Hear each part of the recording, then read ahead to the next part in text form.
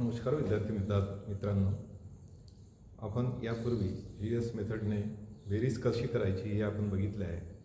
आज आपण या व्हिडिओमध्ये GS मेथडने 2 अंकी संख्यांची वजाबाकी ही कशी करायची हे आपण बघणार आहोत. या पद्धतीमध्ये एक आपल्याला दिसून येईल की वजाबाकीमध्ये मुख्यतः जी अडचण आहे ती म्हणजे हातच्याची, आणि ह्या हातच्यामुळं आपल्याला वजाबाकी नीट करता येत नाही. तर या पद्धतीमध्ये हातचा हा कसा द्यायचा, कुठे द्यायचा हे आपण बघणार आहे. तर सर्वप्रथम आपण 2 अंकी संख्येची हातच्याची वजाबाकी करणार आहोत. 2 संख्या घेतल्या, 36 - 27.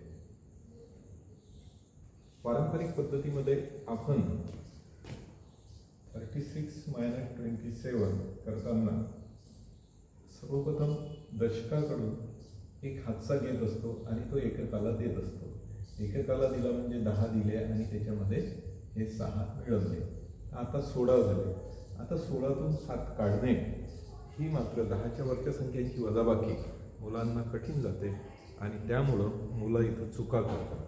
त्यासाठी आपण GS मेथडने ही वजाबाकी अशी करू. आता याच्यामध्ये काय करायचं, 3 मधून 2 जातात इथं प्रश्न नाही, परंतु 6 मधून 7 जात नाही. त्यावेळेस आपण हे 2 सारखे करायचे.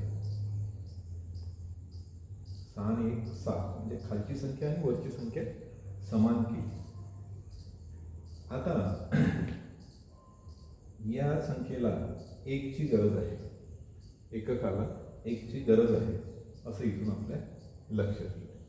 तर तेव्हा आपण इथून 1 हातचा दिला, इथं 2 राहिले, याने आला हातचा दिला म्हणजे 10 दिले, आणि या 10 मधून हा 1 वजा केला, 10तून 1 गेला, 9 राहिले, 2तून 2 गेले, 0 राहिले.